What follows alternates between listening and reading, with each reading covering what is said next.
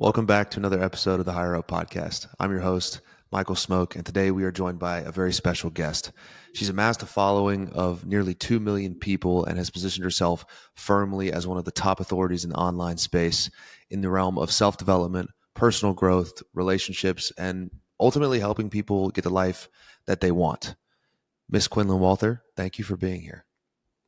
Michael, I'm going to have you follow me around and introduce me like that. Thank you so much. It's my That was pleasure. awesome. Thank you. This is long overdue. So I've had a lot of time to think about it transparently about what I wanted to say in the first 12 seconds to really drive the point home of how important what you do is. And it is incredibly important. You do a lot of complex things very well, and you make a lot of complex topics really, really simple to understand. And I think that's one of the most powerful things a human being can do. So first and foremost, just thank you for what you do, and thank you for working this out with me. I know we've been talking back and forth for like 5 months trying to make it happen. Yes. It's like, hey, you're pretty cool. Come on my podcast. I was like, hey, you too. And then months and months go by. Yeah. It's taken a minute to Yeah, get here, but I'm so excited to chat today. me too. Me too. No one is obligated to fulfill your expectation of them. Mm. Absolute banger of a line from you. Why is that so important for people to understand? What do you mean when you say that? No one is obligated to fulfill your expectations of them. Um, a lot of us move through the world looking for certainty, looking for safety, looking for love, looking for belonging, and we will do just about anything to get it. And the problem that people run into is we expect the world around us, the relationships around us, to offer that consistently, and it just doesn't happen. Because not only is that somewhat manipulative, expecting other people to make us feel safe constantly or live by our rules consistently, um, there's no real reliability in that. You're forgetting that there's a whole human inside of you, and that it's your responsibility to manage those emotions or that discomfort or that lack of safety. So what I've noticed is that people go through their lives, through the world, and they want this person to validate them in this way. They want this person to behave in that way. Sometimes it's well-intentioned. Oftentimes it's well-intentioned, but more often than not, it leads to disconnection and further uncertainty because it's so inconsistent. Why is it that so many people operate from the same position of wanting the things that no one can give them? Is it a wound? Is it all come back to childhood? What have you seen in the people that you work with in your own life experience? Are you familiar with attachment theory? I was hoping we'd get into it. I'm so stoked that we're not even 2 minutes in and we're already there. Yeah, I can't get on my explore page on Instagram without seeing something about it. And I want to leave off the anxious attachment, avoidant attachment, disorder. Like, let's leave that to the side for a second, because attachment is in a lot of ways how we learn to relate to others, where we find safety and security. And talking about childhood specifically, because our little brains are so plastic and we're trying to figure out the world and who we are and what the world is and what's safe and what isn't. Ideally, you come into the world and your parents are consistent. They love you unconditionally. They're attuned to you emotionally and physically. And then you have this safe base of love, belonging, acceptance, and you get to explore the world knowing that that safe base is there, right? So from there, you get to say, is this who I am? Is that who I am? We make this mistake. We come back home, right? You learn who the world is, what the world is, and who you are in the world because you have this safe base. When we don't have an incredibly safe base to come home to, when we didn't get all the unconditional love and acceptance and attunement from our parents that in an ideal world we would, that leaves us with an insecure attachment style, which means, okay, if I can't get it from mom and dad, who do I need to be to get it from mom and dad? Or who do I need to be to get it from other parts of the world, from friends, from family? You grow up and you become an adult and you're like, I have to get that belonging, that acceptance from somewhere. So where do I find it? Who do I have to be? What do I have to control? And so I would say a lot of it is from attachment. From my own personal experience, I would say it is. From the one-on-one clients that I work with, I would say it is. From just my own education, I would say that it is. But that's not to say that we don't develop even past childhood, adolescence, and even into adulthood. There's some of that comes into play for sure. Yeah, that the core experiences you might deal with when you're the most impressionable will have a lasting impact, but you will probably go through things at 16, 19, 22 that Yeah. either solidify the belief or reinforce it in some way, or maybe cause it to worsen even. Yeah. That's something I've learned about, that this concept of attachment theory and childhood wounds is all very new to me, but it's taught like I'm talking very new. In the last just week or so, I posted a video about how I had a breakthrough in my understanding of every decision I had ever made was simply because I was the little boy that wanted to be liked and accepted, and I wasn't when I was a kid. And it's like this what the fuck moment of everything I've done in a deep subconscious level is rooted in the approval of the world. And in order to do that, I felt like I had to cut a part of me off to survive. I said, like, 7-year-old me, that was too much or not enough or too dumb. You've got to stay here. And that's like the visual breakthrough I had in my mind in a session with my coach. And it made me like really emotional, and it was also very freeing. And so when you dive into conversations with people, or just based on your own understanding and experience, how important is it to unpack early experiences in childhood and how they shape us, have an understanding of that, and then go into those most uncomfortable parts of ourselves? Is that like absolutely a non-negotiable for becoming a securely attached person? Number one, I'm so glad that you brought up that post, because well, I saw it on TikTok, but that video you made was the same moment that I had that started me into all of this. I mean, digging into who I am before I ever started this page, before I even really dove into psychology and understanding of the psyche, the mind, all of the things. I had the same exact moment of, I have no idea who I am because I've been performing my entire life. Entire life. Some people could call it people pleasing, right? I would more so see it as an attachment wound, because the premise of that is, who do I have to be accepted? Who do I have to be to belong? Who do I have to be for people to notice and want me around, or think of me to be a high value person, right? And if we break that down so fundamentally, and to connect it to your bigger question, your brain's primary goal is to keep you alive, right? You need food, you need shelter, you need air, you need all of those things. That's first and foremost. Second to that is going to be love, safety, and belonging. Because if we like roll this back, what's more important than having a tribe to belong to, right? What's more important than having people who say, "Hey, you belong to us. We're going to help keep you safe." Right? As long as we have food and water, we need that second. It just makes sense when it comes to survival. So we figure out ways to ascertain those feelings, to get those needs met. So you can do that in ways that make you big and grandiose. You can say, I need to go be impressive. I need to be the smartest person in the room. I need to be the richest person in the world. I need to do whatever. Or I'm going to go kind of small. And, I'm not going to take up too much space. I'm going to be really nice to everyone. I'm not going to have an opinion that rattles at anyone too much. I'm not going to be too controversial. And you just move through your life kind of small, right? We can also break this into like fight or flight versus fawn and freeze, right? Get big or get small. So to answer your question, I think it's really important to get curious about why we have some of the patterns that we have. Like, why is it so important that I make $20 million a year? Why is that so important to you? Why are you willing to give up everything else in your life to make some crazy amount of money? And if you roll that back, well, there's safety, there's security in having a lot of money. Maybe people want you around more. Maybe you feel like it gives you a sense of control. Maybe it gives you freedom. Having an understanding as to why we do what we do is really important. But I will add the tangent or the asterisk there that says you don't want to get lost in replaying every painful thing that's ever happened to you. Then you can just get more stuck, and it becomes far less helpful, far less impactful. So there's a fine line in that for me. Yeah, hyperfixation is not healing. It's more moving through the emotion. Like the coach that I work with, Kian, talks about sitting in the tension of Yeah. something. He says there can be no ascension without the tension. It's become one of my favorite quotes. You cannot evolve until you face, not hyperfixate, but face and then move through the emotion. Like it may come in waves of like happiness, sadness, acceptance.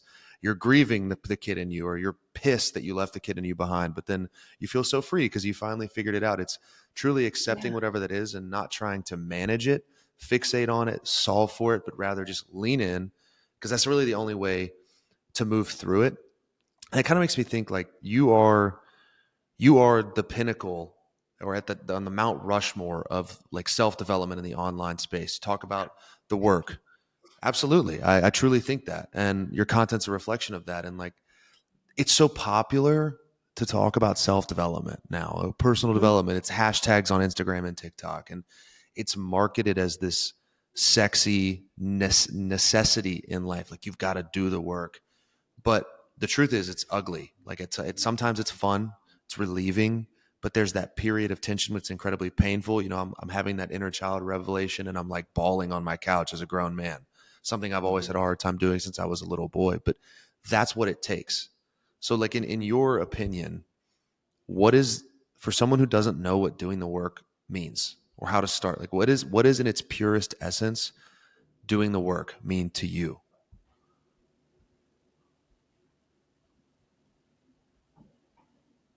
It's understanding the tension between where you are and what you want. Hmm. And I think oftentimes we think that doing the work has to be a certain amount of journaling, right? And a certain amount of crying and a certain amount of any specific emotion. Like let me do the things, let me go by step, do, quote unquote, do the work, and then I can be healed. The reality is, you really want to do the work, figure out the reasons why you can't love yourself right where you are. Why is it so difficult for you to love who you are right now? And then there's the tension between where you are and where you want to be. And the reality is, you can't shame your way into a better version of yourself. You can't have this belief in the back of your mind and in your subconscious that says, I'm fundamentally bad and I have to prove that I'm not. That doesn't get better when you do more. That gets better when you realize that's a learned belief and you learn to love yourself in the ways that love probably wasn't shown to you. And when you start to do that, then you can get then the tension between who you are and who you want to be or where you want to be slowly starts to lessen. It starts to break away a little bit more. And you can take those uncomfortable steps. You can lean into, well, it's uncomfortable to love yourself right where you are to begin with, if that's a foreign concept. But I think doing the work is really learning acceptance first before you keep trying to bulldoze your way into a better person, a better version of who you are. Does that I answer your love question? Yeah, I love that, because I think self development does get boiled down to almost like a self development sales quota. Well, if I don't journal every day, pray every day, reflect, it becomes this checklist, which then makes it inorganic. You know, one of my favorite Yeah. things that I've learned from these sessions with my coach Kian is we'll just sit in silence for 10 minutes. There's no plan, there's no structure to what he does, and we'll breathe. And then he'll just go, what comes up? What are you noticing? And it goes from like, nothing, to just these breakthroughs of emotion. And all he asked me was, what are you noticing? What's coming up right now? And I think the only thing I would add to that, you talk about closing self development, is the understanding, like you just said so beautifully, where you want to be versus where you are. And you want to close the gap between the two places. You want to reduce the delta. And the simplest yet most difficult to execute step for me in that was simply creating the space to close the gap, like holding space for myself to go deeper into an emotion, because my brain, like you just said, your brain isn't wired to do anything other than keep you alive. And we live in a safe society now. It's not relevant. So it's going to look for threats in places they aren't really there, which can now be in your emotions. And Well, for I me, want to, like, and I want to elaborate on that too, because for anyone who's interested in this as well, dig into parts work, IFS, internal family systems, because what you just said is so common and important, which is like, it's just emotions. Like, it shouldn't be that hard. So but it's uncomfortable. So I should lean into it. The caveat there is your brain sees a lot of those emotions as a fundamental threat to your survival, right? Shame is really a coping mechanism. It's a protective mechanism that says, oh my God, these people don't love me as I am. I'm not accepted. Frantic, right? Frantic survival energy. I need to be included. So who do I have to be included? I can't feel this sadness, this sense of abandonment. It literally feels like potential death. And that understanding at a fundamental level, that it's not just, oh, these emotions, I just got to get better at handling my emotions. The reason it sucks so bad is because you have to go back to a younger part of your brain, a younger point in time where this pattern was learned as literally a potential threat to your survival, oftentimes. Wow. I have never heard anybody say that. Your brain sees your emotions as a threat to your survival. It's just like Yes. a great example of you are not always your thoughts. Like, your brain is And not have, always your friend. and have you heard of like the difference between a feeling and an emotion? Can you explain it? So, let's use an example. As we call it interoception, right? So this is somatics. When you go to cry, right, you get that knot in your throat, right, and you can feel it first. When you feel your heartbeat, when you feel your stomach grumbling, that's interoception. You're aware of the sensations in your body. So that's a feeling. When you feel sad, when you feel anxious, where does it show up in your body? Probably in your chest, right? Maybe like a pit in your stomach. That's the feeling. The emotion is typically the story we associate with the feeling. So we feel that sense of anxiety, and then your brain makes a pattern of that feeling. You have all these recollections of previous times you've felt anxious, previous times you've felt abandoned. So that feeling comes up and your brain goes, oh my God, I know what this is. It's all these other times that we were terribly hurt and felt alone and yada, yada, yada. So it's not just, oh, I feel sad, I need to get better at feeling sad. It's integrating that feeling and redefining what it means.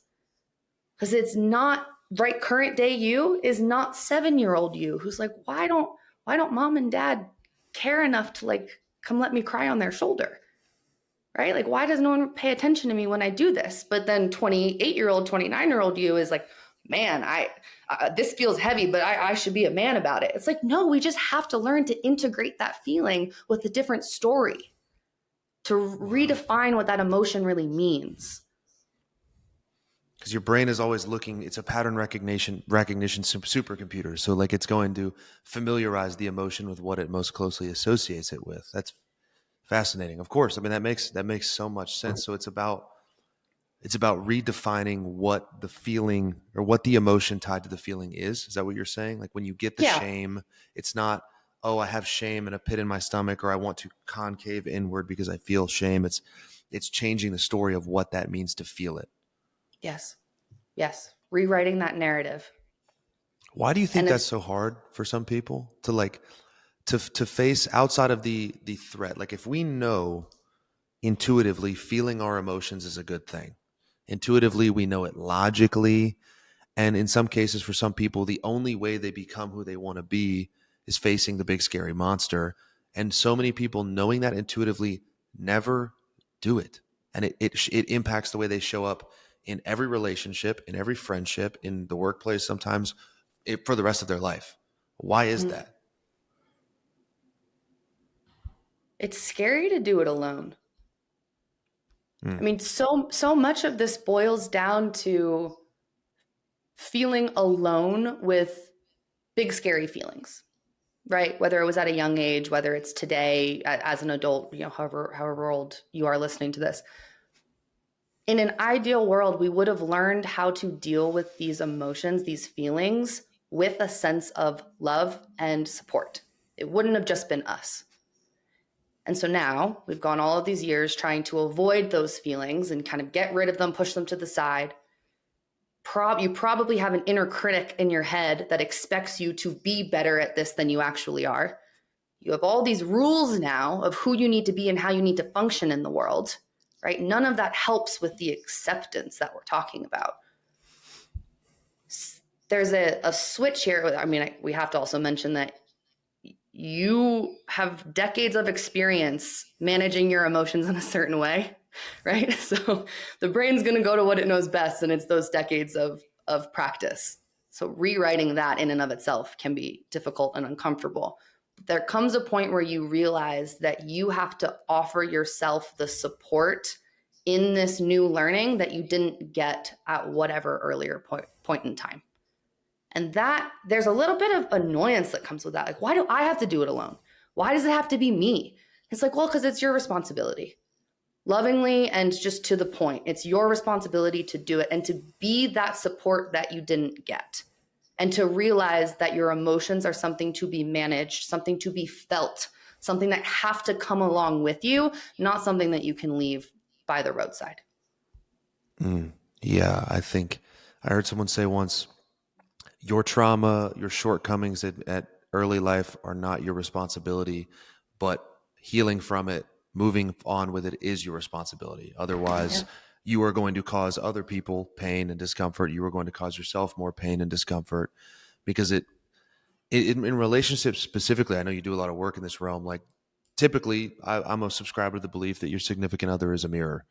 In a lot of ways, they will, what you look for in them is what you can't sustain or find in yourself, but should be able to do in many ways, not maybe in every way.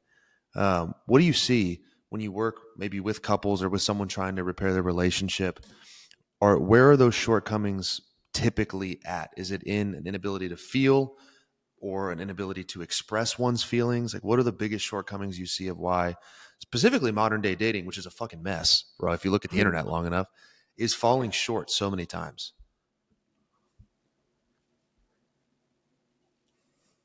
Two things come to mind. And I actually heard Dr. Orna, if no one has heard of her before, she's the therapist on Showtime's show called Couples Therapy. She is brilliant. So anyone who's interested in this, I highly recommend you go binge that show. She also just did an episode with Jay Shetty on his podcast. And she said, we hate, she didn't say we hate. She said something along the lines of, I'll paraphrase, it's really difficult to tolerate someone's otherness. This person that we love, that we care for, that we've chosen to be in partnership with, they're different from us.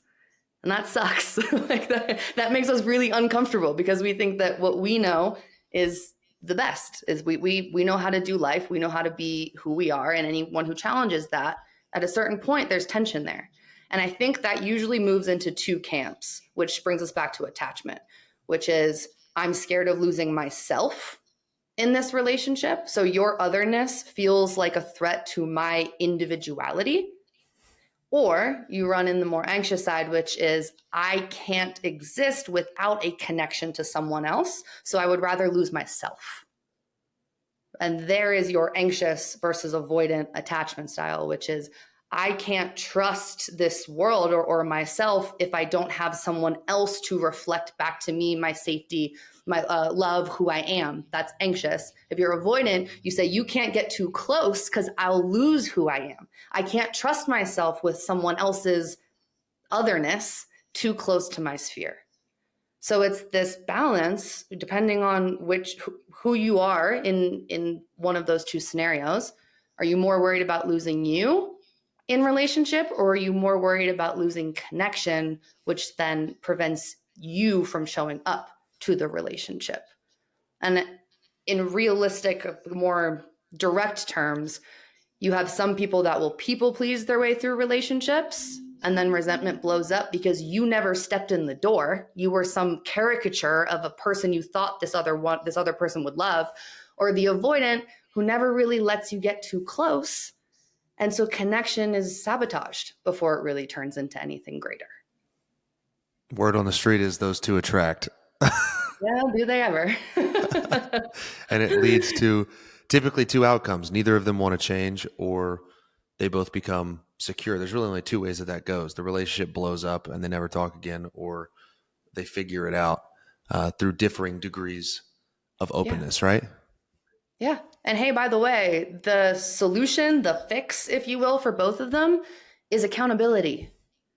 It's how well can you manage discomfort? to bring it back to our favorite topic, right? How do you manage discomfort? There's that tension. When I feel like you're going to abandon me, can I realize that's a personal responsibility? Can I realize that that's my fear and that I should care more about losing myself than I do losing a relationship? And then on the avoidance side, can I take accountability for the fact that I get to be who I am? And if I really know who I am and I really find peace in that, connection isn't going to threaten that. The discomfort of, ooh, don't get too close. That's your responsibility to manage those emotions. Two sides Wow. of the same coin, but yeah, no one really loves to hear that, but that's the reality I found. Can't bottle it and sell it. It's not always the sexiest thing, but typically it's the medicine they need the most, right? Yes, exactly. When I posted on my story that you were coming on the show, I posted a poll, or not a poll, of questions on Instagram, and I had a couple of people submit a lot. In the South, a couple can be 800 or it can be two. Um, I had a couple of people submit questions, and I got about one of them repeated 20 plus times. And it was very simply put, a lot of girls, a lot of women asked, how do I know when it's time to move on from the partner I'm with? And I have an opinion on this, but I really want to hear what you have to say about a topic as ambiguous and convoluted as, like, when is it time to give up?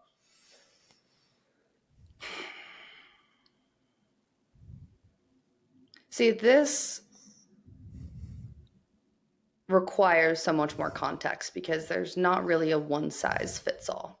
Now, let's remove any kind of abuse from the table, right? If there's Bingo. any threat to your safety, your physical safety, if there is outright name calling, calls you out your name, threatens you, that like there you shouldn't settle for that. Sorry, some people might disagree with me, but if you're being called out your name, that's not your person. You probably don't want to build a life with them. Few things. Let's put it this way. You need to have similar visions and goals for the future. Similar. You don't have to have the same goals or the same exact visions, but you need to have a general idea of where you want your life to go with or without this person. You individually need to agree on what you want your future to look like and feel like. You also need to be pretty damn clear on the kind of relationship you want to build. Like, what are the fundamentals of what we're building here? And are we both committed to that? If those things don't align and you feel like one of you has to change the other's mind, that's a pretty good sign that it's just not working. You shouldn't have to change the other person or convince them to want what you want. That's a good sign to walk away. And then the last thing I'll say on it, which no one, again, really loves to hear, but if there's no obvious decision, make the decision right. You can leave and build an incredible life. And you can probably stay and build an incredible life. Again, considering everything we just went over. At the end of the day, you're going to have to decide where you're going to water your grass and stick with that. But the reality is you make that decision right if there is no obvious right or wrong answer. Don't focus on the right decision. Just make it right. Just make the decision right. I mean, what would you add to that? What's your take on it? I had a bit of an absolute take. And first and foremost, that is a way better answer than what I would say, and all factually, objectively correct. In my past experience, and just with a gut feeling, I said in my head, if you feel convicted enough to ask a semi-stranger on the internet, to ask someone on your behalf if it's time to leave, I think you might already know the answer. Yeah. I disagree. I know. But you're a lot smarter than me when it comes to this stuff. So, like, that's me rooting my own experience in deferring my intuition for a really long time about a particular person. And this goes for, like, I'm not just referring to a romantic relationship. I've had some friends in my life that was like, something feels off. It's like, I like you, I care for you, but like my gut is screaming at me. And I did everything but just go, I trust you, and I trust me. And it goes back into my history of people pleasing and of my own abandonment. but I would like stick something out. And then when I walked away, it was like the relief that came over me of like, I remember asking myself that question so many times. How do I know if this is right? Is this right? Should I stay friends with this person? Should I stay with this person as a romantic partner? And the answer has been no. And I was right. And I should have just acted on it sooner. So that's me being a little bit jaded, I guess. Mhm. But you also seem like the type of person who's going to pick themselves up wherever they are. Right? So you're going to move yourself forward. You're going to keep it trucking. You're going to find ways to improve your circumstances, to enjoy whatever you're building, right? So that relationship ends and you have the fortitude to go and move yourself forward, live your life, right? Continue building. I think a lot of people worry that they won't have that. And I think everyone can if you have the audacity to step into it. But there's this real fear of uncertainty.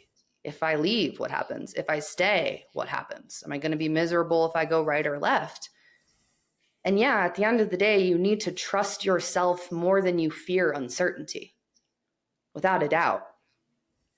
And there's a sense of addition that this person should bring to your life. You should feel more like yourself. You should feel like a better version of yourself with whoever you choose to settle down with, if we're talking forever relationships, right?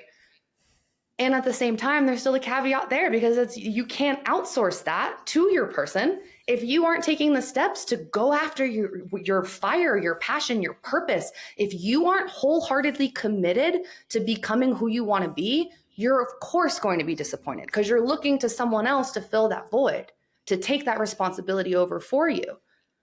And that will always fall flat.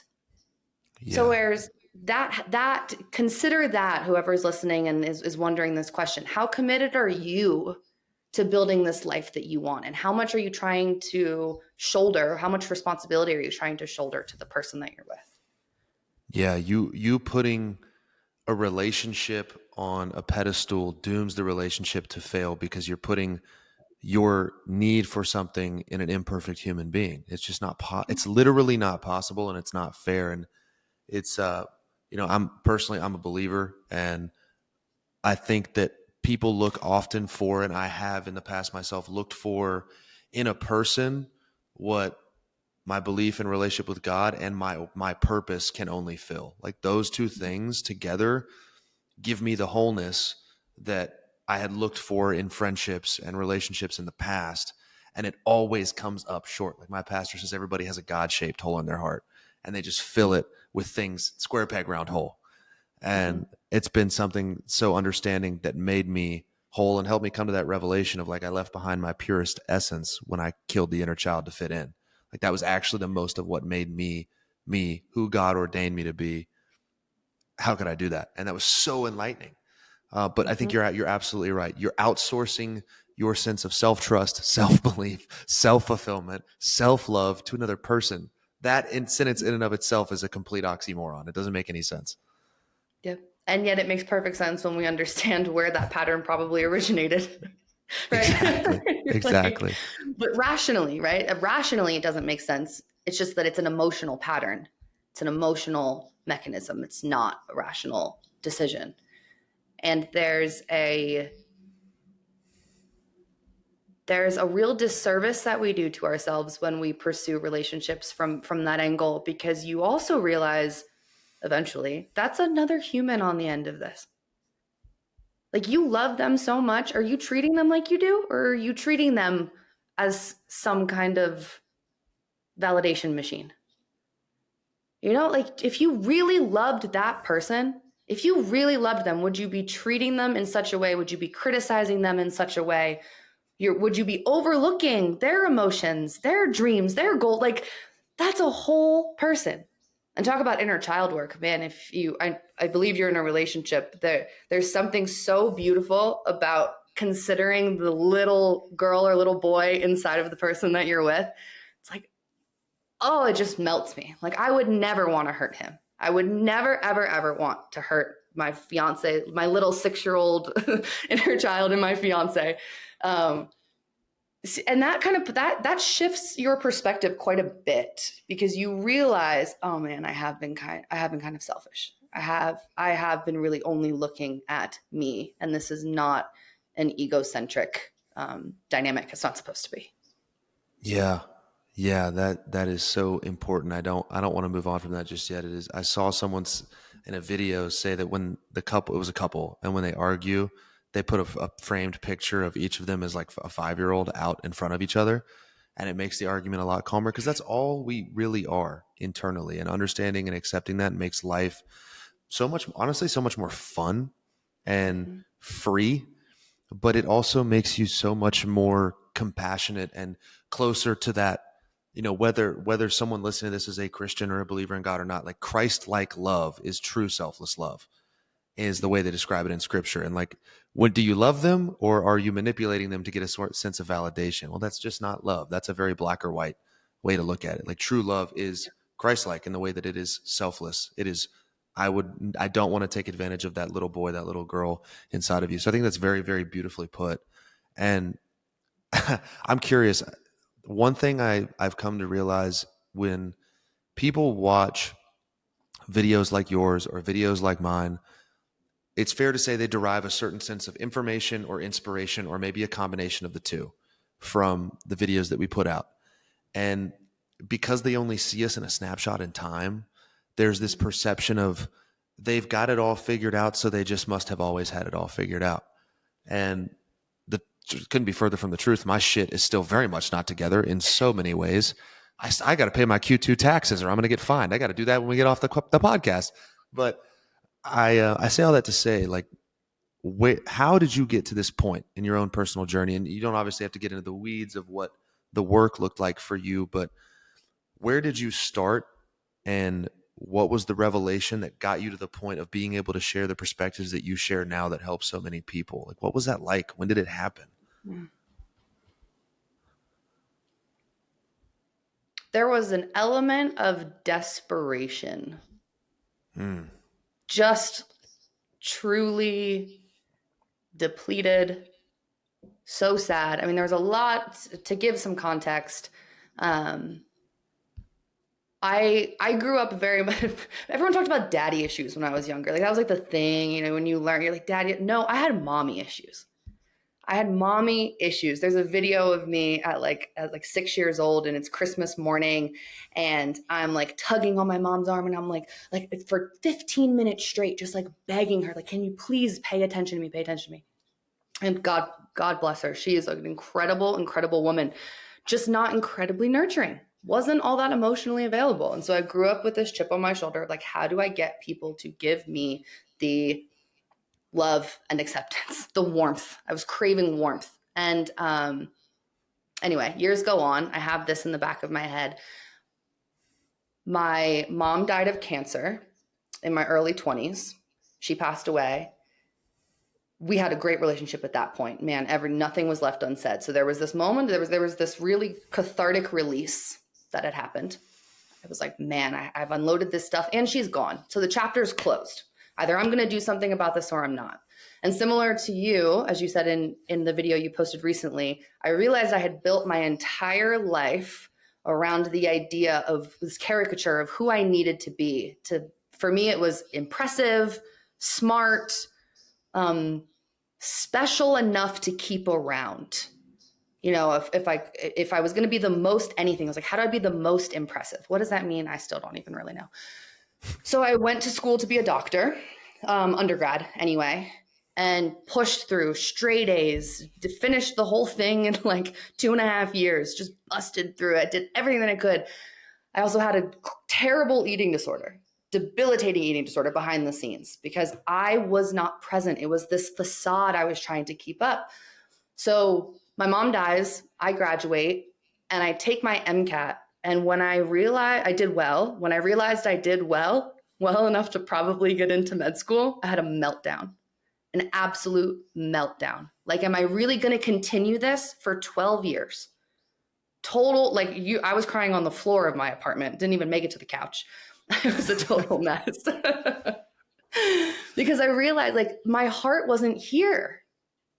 I was crying out, like my soul, whatever you want to call it, was crying out to just be able to show up to the party, to like have some airtime.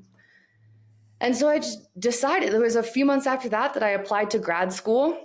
Because I said, all right, if I'm not going to do this doctor thing, what do we want to do? And I said, well, I still want to help people. I still believe that part of my purpose here is to help people like their life. I wanted to go into functional medicine, if you're familiar. So it was more of that.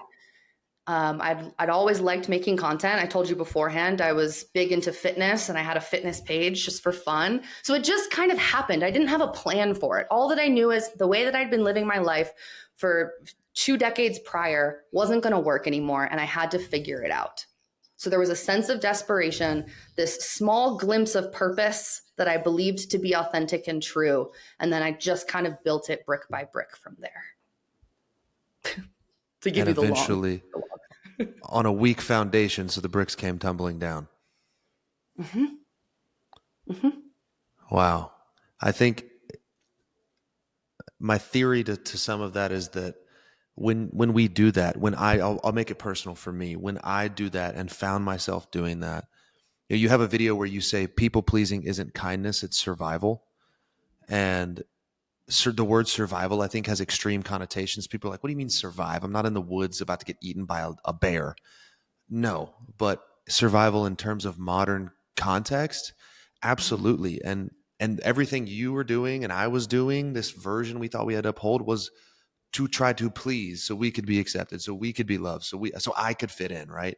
That was my thing. I just want to be liked. I just want to fit in my crowd, and I didn't have one.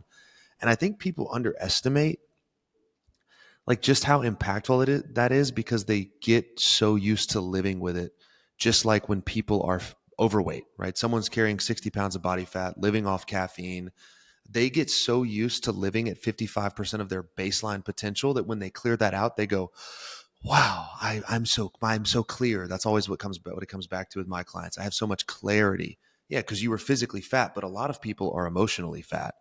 And the low grade, I think I was legitimately for so many times in my life in a low chronic state of fight or flight. Very low, but always there, like just above true shalom, true peace. And the realization of that is like when the amalgamation of all of that fight or flight just comes out of you, and you realize you don't have to play the character. And I think it's important for people to understand like what you are doing is putting a very real chronic low grade of stress on your body and your mind over time. And the realization can be painful. And scary. I mean, maybe I would love to hear your take on this. When you realized that this had been your pattern for so long. Yeah, I'm curious your take on this. When you realized this had been your pattern for so long, and obviously it seems like you really enjoy what you do now, while now understanding that there's still a pattern behind the scenes. I mean, was it scary for you? Like, man, I'm going to have to figure out some new ways to exist in the world. I'm going to have to figure out some more authentic ways to relate to myself and to other people. Was that scary at all? I feel like I should say yes, but I was lucky to have had that breakthrough in a session with my coach who helps me and a lot of other high performing people, the people who are probably high performers because they are putting on a performance to be accepted. He helps them break free of that. And he kind of talked me through the what now, because I had that thought. I went, well, what does this mean? And he goes, don't try to manage it. He said something very simple. He said, the shift has already happened. Now, give yourself permission when you start to notice a desire to do certain things in your life differently to act on that very calmly. And that's all he said. And having that moment was like a warm blanket over a very stressful experience, because he had intimately experienced that himself, that death of self and ego almost. And he just said, it's already happened. It's done. You don't have to worry about what now. And so what I've noticed is I had two clarity of understandings. The first thing was that I do love what I do, and I will still create the videos I was creating before the breakthrough. I'm giving myself permission for that to change, and it already has. And what I feel convicted to talk about is different. It's this. You were into fitness. The next development, like the next level, is you become really tapped into this stuff, and now it's all you want to. It's all I want to talk about. Yeah. So I noticed that my content wasn't necessarily me performing, perhaps a little bit, but it was almost like getting into the content, the page, higher up wellness was my permission to be who I wanted to be. And then outside of the internet, I wasn't showing up as that guy. And that's why people loved me and praised me in the comments. Like I was actually tapped into my purest essence in a lot of those videos and it felt so right. But then mask goes back on because I'm not safe to do that in my everyday life. And now that's where it's starting to change. So I know that's a little bit long winded, but the what now is like I just feel more convicted to talk about this stuff, to talk about my relationship with God and how that's impacted me and what our essence is here for and what it's meant to do. So yeah, the content was like my first door of being myself, I think. Yeah. Yeah. Well, and that's a really good point because there's an essence of self-expression in content, and self-expression is imperative when you're really trying to step into who you are. It doesn't have to be content by any means, but you spend so long not actually expressing who you are. You're right. It's all of this strategy and performance and molding and folding. That self-expression is like a drug. You literally, you're like, oh my God, this feels so good. I need this. And whether you take up painting or dancing or writing or I don't care, like anything that feels like you and you're expressing that, sharing that with the world, I think that's an imperative step if you're going through what we're talking about. You have to. You have to. You do, yes, expression. You just literally just made me realize something else that I didn't even understand the depth of what I was saying. When people ask me, I'm sure you get this question all the time. How do I grow my social media? How do I get big on the internet? And it's like, well, you don't care about the right things yet. And the thing I would always come back to when people would ask me, like, how did I keep creating? Like, I haven't missed an upload. I was in Norway and I forgot to give my director of operations, who was running my account at the time, shout out Taylor Smith. I love you. You're an angel. You're the best. Um, I forgot to give her a video. So there was a 1 day gap between her posting for me and me getting home. So I broke like a 2.5 year streak of posting every day. Point is, I took a lot of pride in that streak. And then I broke it and I was like, who am I now? And that was the start of the breakthrough. No, I'm just kidding. But people ask me, like, well, how do you do that? And I would always say the content for me was like a cathartic release. And I didn't understand what that meant, but that was my expression. That was me bottling up a side of me, both how into neuroscience and fitness and health I was, that no one in my circle really cared about it. And that expression in its nature, I think part of what makes it so important is that it is childlike. You know, when the kid walks out with the crazy ass outfit on and he's wearing a tie around his head and a pink t-shirt and his sister's shoes, he's expressing, he's just being a kid. And we stopped doing that somewhere along the way. And it's such a, God, I love that you just said that. It's so beautiful. It is such a powerful gateway to getting through to the inner child that you're suppressing, right? Is that kind of what you're saying? Yes. Oh, bingo. And there's this common misunderstanding that life has to be hard and you gotta push through it. It's like this hustle culture, rah, rah, rah. Which is funny because you've posted about the crap, what was it? AMCC. The Yeah. AMCC, the part of your brain that's literally responsible for willpower and doing things that you don't really want to do and yada, yada. Anyway, I'll loop that in. But we believe that there has to be this discomfort in everything that we do, I think, when we're growing and becoming our best selves, quote unquote. And I think it's really the opposite. It's about bringing that inner child into as much of your daily mundane life as possible. Can you feel a sense of joy, awe, curiosity, play throughout the entire day? Throughout it, let's say you're starting at 10%, 12% of your day, 20% of your day. Can you bring it into that meeting that you really don't want to go into because it's like 2.5 hours long and no one's really going to say anything of any kind of substance? Can you be in your body enough to feel just a sense of like kind of having fun? Like I'm kind of doing it, right? In a long ass run that you don't want to do, that you're dreading.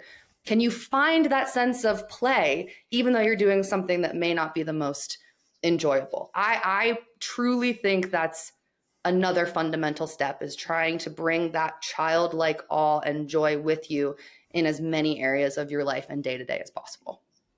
That's very affirming to hear from you for me, because that's one of the intuitive things I've been trying to do since this revelation a few days ago is just every little decision in my day. I go, what would the 7-year-old in me give a fuck about what the person next to me is going to think if I do this thing?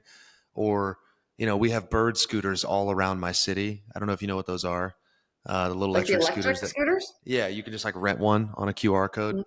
I just ride those around, like jump them like I would do when I was a little kid. Just like any little opportunity I have to dick around for a few minutes, I take it now. And it's just, you're right. It's so fun. And there's always an opportunity to drop the performance and just be that little person that we all have inside of us for a second. And so, yeah, I appreciate you sharing that, because it is super powerful. And you just made me think about, that's probably the one place I'm lacking, is I need to find a way to do that in my runs. I don't run either, so don't say that. Like, I haven't crossed that level yet. You're ahead of me in that realm for sure. But speaking to the self-trust aspect, there's definitely something to be said in knowing that you have your own back in that way, in knowing that you can rely on yourself to show up to just about anything, and be kind to yourself and create an environment, an internal environment that you actually want to exist in, right? The cliche of, be your own best friend. Really hardly ever use that. Can't really stand it. But man, is it true? Man, is it true? Like, you build a home inside of yourself in all aspects. Make sure it's somewhere you actually want to come back to day in and day out and to live in. And that to me is like the pinnacle of self-trust. And so much of that self-trust, building a home, a lot of people will say, but I don't even know where to start, or I don't even know what to look at first. I feel like I lack clarity, whether it's purpose, self-development, growth. I believe your purpose is aligned the more you grow and come to know you, or I come to know me. But you have a great line in a video. You're talking about relationships, and we can talk about the relationship side of it, because I think it'll help a lot of people who are probably struggling with this. But you say you can't expect clarity from someone who avoids accountability.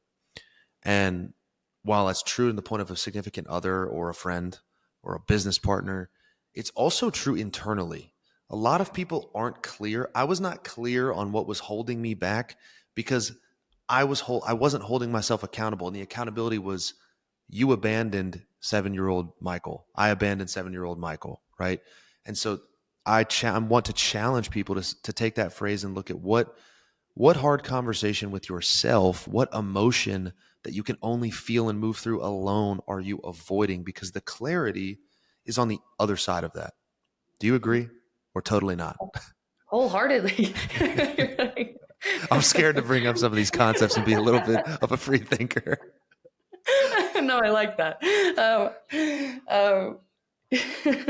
Yeah, I don't disagree with that at all. I don't disagree with that at all. And the only caveat that I would add, or the only addition to make, in my opinion, is that accountability doesn't always have to be heavy.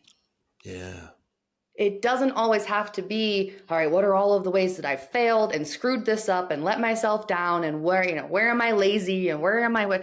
Sometimes it's like, I haven't laughed in a while. Like, I haven't had a really good belly laugh. What do I need to go to get that? Who do I need to talk to? What movie do I need to watch? What podcast do I need to listen to? Like, I haven't felt calm in a while. Like, I haven't sat still in a while. And I think I really need that. Do it for yourself. Like, that's also accountability. It's just as important, if not more important, right? What you look for, you will find. To bring that back to the neuroscience, your reticular activating system, right? Your RAS. When they say what you look for, you will find, that's the part of your brain that pays attention to what you've deemed important. You break up with someone who has a red car, suddenly you start seeing red cars everywhere. Are there actually more red cars, or are you just paying attention to them? Same thing goes for what you deem important in your own mind. If you think that joy and laughter, contentment, creativity, if that's all important to you, you have to choose to focus on it so that your brain can say, oh, this is important. Let me find more of it. Let me open these doors. Let me open your eyes to more of what you want. Because if you don't choose intentionally, you will naturally default to probably something negative. Thank you, negativity bias of our brain, always focused on danger. And that is accountability. So it doesn't always have to be heavy. It can also be light and fun if you want it to be. Yeah. Yeah. I think what you said earlier about the AMCC, or for those curious, the anterior mid-singular cortex, we have one on either side of our brain, right about here in the middle, and it seems to grow when we do hard things and to be associated with willpower. And that's all beautiful. But your life from wake to rest is not supposed to be the thing that grows the AMCC. It's supposed to be overall a pretty pleasant experience. And I love what you said about the RAS. Like Tony Robbins has this great quote: we don't experience life, we experience a life that we focus on. Mm-hmm. And whatever you look for, whatever you know to be true, will be self-evident. You will always look for evidence to support that narrative about yourself, about others, about potential dating partners, about the world around you. If everything's shit, the world's on fire, and everyone's a bad person, you're going to attract a lot of bad people and probably watch the news too much and think everything is burning. But Mm-hmm. it is an intentional effort to shift sights towards those things until it's not. Because right now people are almost subconsciously choosing negativity bias, right? And Mm-hmm. they just have to make the conscious shift until the conscious becomes unconscious. You know, there's the competence cycle, right? Unconsciously incompetent is I don't know what I don't know. And then we move to Mm-hmm. conscious incompetence, which is I now know there's a lot of shit I need to learn and don't know yet. To conscious competence, which is I'm doing it, I'm figuring it out. I can tie my shoes, but I got to think about it. To unconscious competence, which is that's where the pros are. They perform effortlessly with what the amateur has to do deliberately. And that's any new skill. And this is truly a skill to focus on the beauty of this. But I want to shift a little bit because I'm curious about now we're in the weeds. We're in neuroscience. And I think knowledge is power. And I think that understanding what's happening to people at a neurochemical level when they feel a certain way can arm them with Mm-hmm. tools, resources, and levers to pull when they're feeling a certain way. Example, we know that if you're super depressed or anxious, you might be a little low in serotonin and dopamine, maybe. And so, like Tony Robbins has another thing: if you want to change your state, change your state. So, if you want Okay. to change your mental state, do something physical. Like I have an ice bath downstairs for no other reason other than it. When I get in cold water, it jacks my dopamine through the roof. I feel better when I get out. Hard workouts, dopamine, serotonin. So, are there tools that either maybe you implement in your personal life that you know are neuroscience backed to increase well-being, maybe help people drive them out of that rut that they're in that you particularly love? Yes. Oh my gosh, so many. I'll first one, walking, which I know you are a huge, huge proponent of. I dabble. Um, dabble, yes. There is top two things I recommend: walking and dancing, which have both been proven to help your state of mind, your mood, your attitude. I don't think enough people understand truly what goes on in your brain when you go for a walk, specifically outside, ideally somewhere not super chaotic and loud and crazy, but all the same, outside forward movement, right? You have lateral eye movement, which is literally your eyes scanning the horizon of wherever you're walking. What is that also like? It's literally assessing whether or not there's threat or danger in front of you. That's exactly what your brain needs when you're anxious. When you're anxious, your limbic system, specifically your amygdala, which is the survival response area of your brain, that's in full activated mode, right? Where's the threat? Where's the danger? And you're just stuck on loop. When you get outside and start walking, the fact that objects are moving past you, you're in optic flow, and you can scan all around. Again, most of this is subconscious. It allows that part of your brain to slowly come back down and slowly start to turn off, return to baseline. And from there, you don't even realize you're doing it, but that anxiety slowly starts to lower. Funny enough, walking, literally right foot, left foot, right foot, left foot, that's bilateral stimulation. So people who are familiar with EMDR or maybe like butterfly tapping, if you've ever known, same exact thing when you're walking. So if you can get yourself outside, eyes up, if you're going to listen to something positive, maybe not a horror podcast or a murder podcast.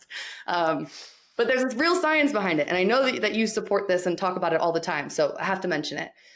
Dancing has been proven to be just as beneficial as SSRIs for depression and depressive mood. It's wild. Dancing, which is funny because if you think about it,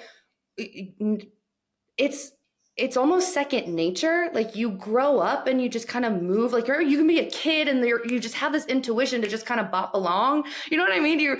No one really teaches you how to dance. It's just in you. You hear music and you kind of want to groove, which I always think is so cool that our bodies and brains just kind of know how to combat some of these things.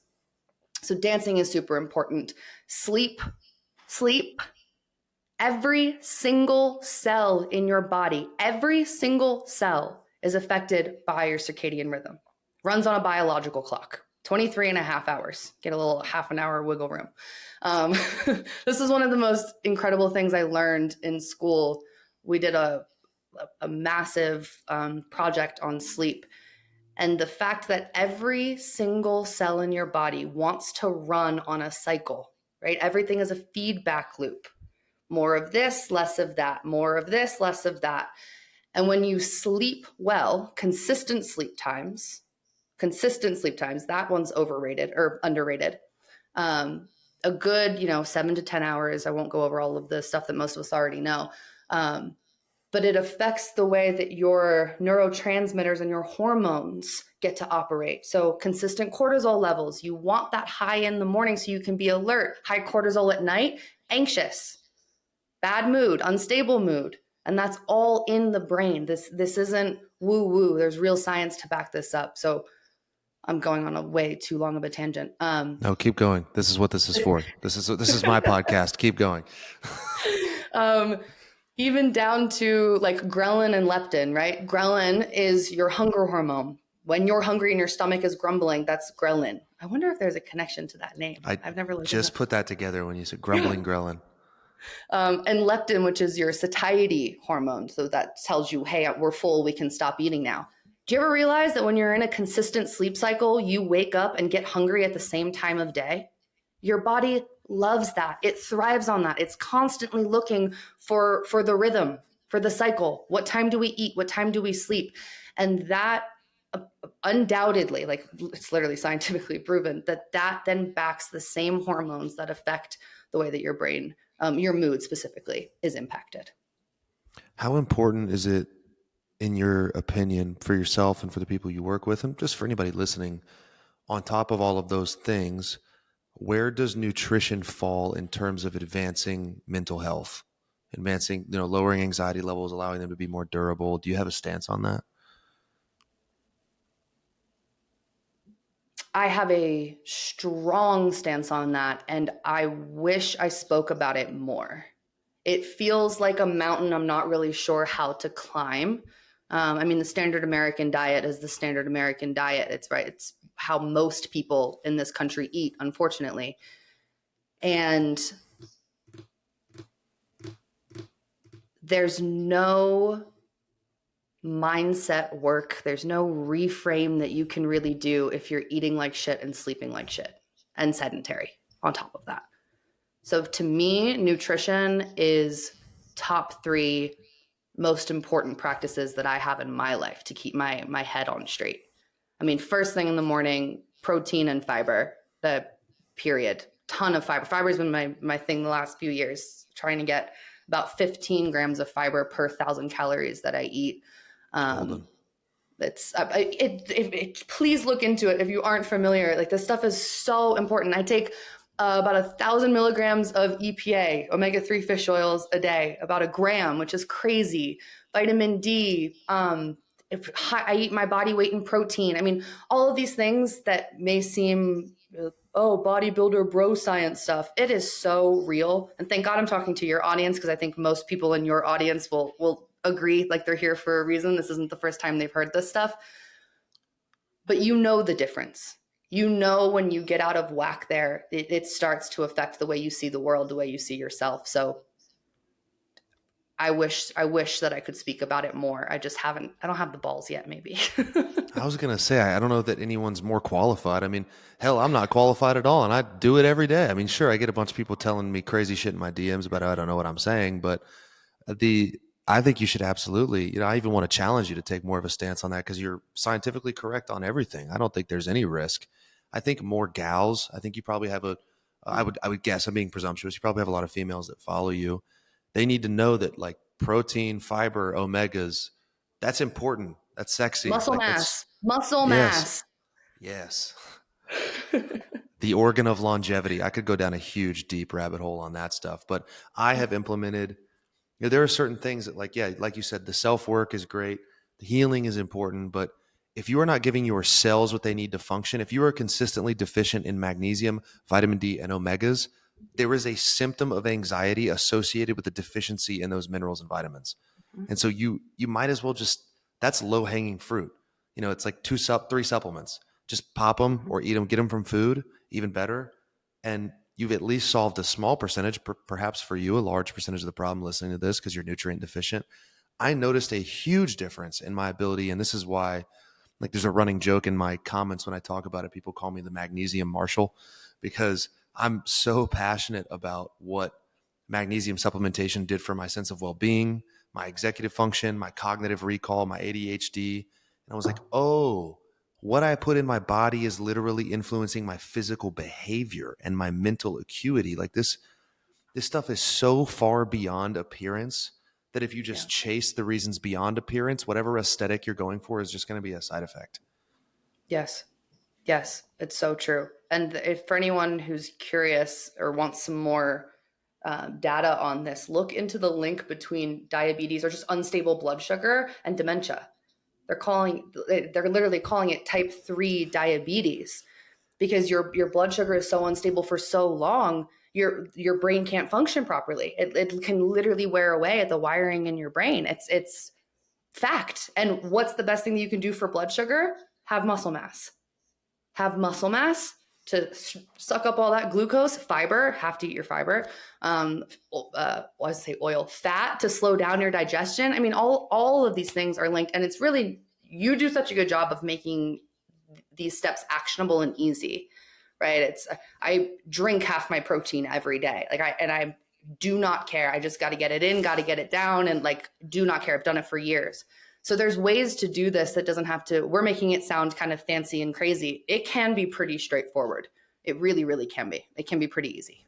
Yeah, people glamorize the act of it, but like before this podcast, I ate microwaved steak and chicken from last night out of a Tupperware with my hands. I'm like, that served the purpose. That was not sexy. That wasn't a beautifully aesthetic meal, and it wasn't a bro meal. It tasted very good, but sometimes you function over fashion is how I approach my nutrition. If it tastes I'm with good, you. serves a purpose, I'm locked in. Man, yeah, I'm expecting a nutrition video as it pertains to mental health and being a better you from you in the next few days now. We'll see. We'll see. I do have to record some reels for the upcoming week. So we'll see. Maybe. Just sprinkle one in there. Surprise everybody. Keep them on their toes. Let me start with a story at least. We'll start with a story before we go full on reel, if that's allowed. Fair enough. I'll accept it. Okay. So there's a theme that I carry in the conversations I have with the people on the show, and it's around the reason that I started everything in the first place. When I was building the TikTok page and had 0 followers and I had to put a bio in, I put a sentence in. The first thing that came to mind, it was sharing easily implementable ways to improve your life. That was it. That's always been the mission. It'll always be the mission. So from where you sit, as we close things out, what are the top 2 to 3 things from your field of expertise that someone can do to get out of a rut, to get unstuck, to start looking deeper into their inner world, to just live a better life that doesn't necessarily feel like the tallest mountain to climb in the world? What are those easily actionable steps that someone can take right now to start moving forward?